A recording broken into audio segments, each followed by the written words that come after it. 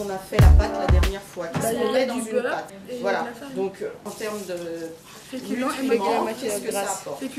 Voilà. Ce sont des élèves qui sont en première année CAP Petite Enfance et donc elles ont des cours de nutrition, elles apprennent à équilibrer des repas. Ce CAP Petite Enfance accueille des jeunes après la 3e. En CAP, nous avons 4 stages de 3 semaines dans les 2 ans. Elles sont intégrées aux équipes vraiment professionnelles, elles ne sont absolument pas en observation. Je fais des stages en alt-garderie, école maternelle et des crèches. Et t'as aimé? Beaucoup. Il arrive qu'elles soient aussi en centre aéré, en centre d'animation. Ami, tu vas me présenter un morceau pour un enfant de 4 ans, par exemple. Vers quel métier elle se dirige? Dans la plupart des cas, il s'agit du métier d'ATSEM, agent territorial en milieu d'école maternelle, chargé à la fois de l'environnement de l'enfant, son hygiène, les règles de vie, l'apprentissage des règles de vie de l'enfant, on se lave les mains avant d'aller à la cantine, etc. Elles sont à la cantine, justement, en aide à la prise de repas. Elles sont aux côtés de l'institutrice pour l'animation, les jeux. On apprend comment s'occuper des enfants, on apprend les techniques, comment faire les soins, les ateliers, comment leur proposer des ateliers. On apprend les entretiens locaux, comment faire le ménage, comment leur donner à manger, comment prendre la température. On apprend beaucoup de choses en fait.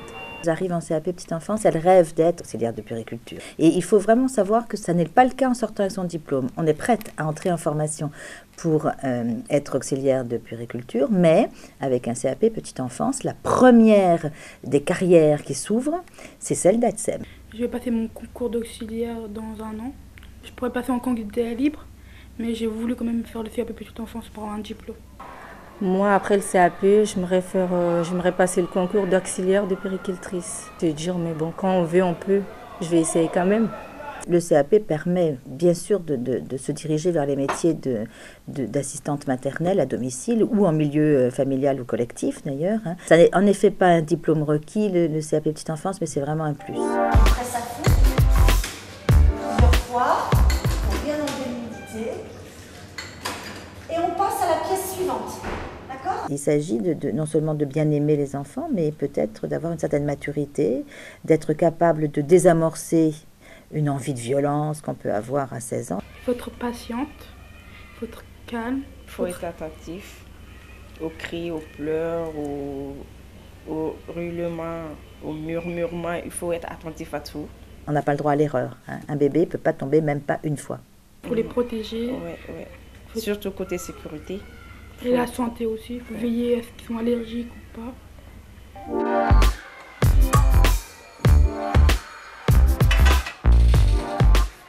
Le conseil que l'on peut donner, c'est bien sûr d'avoir été en contact des enfants, si possible jeunes enfants, pour avoir une idée de sa capacité de résistance aux larmes, aux pleurs, aux crises de colère.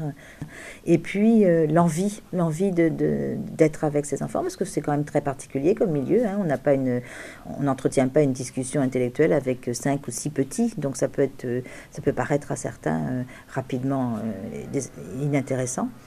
Ma mère, comme elle est assistante maternelle, j'ai l'habitude avec les enfants, donc ça ne me fait pas peur d'être confrontée à eux.